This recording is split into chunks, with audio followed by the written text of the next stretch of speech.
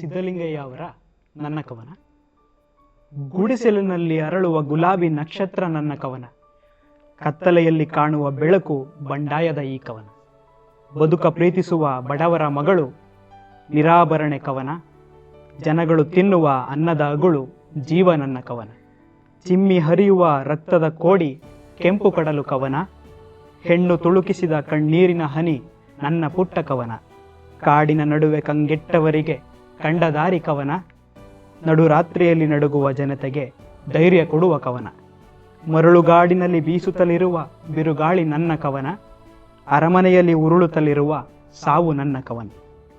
ಕುರಿಗಳ ಕಾಯುವ ಕುರುಬನ ಕೂಗು ಜನರ ಮಾತು ಕವನ.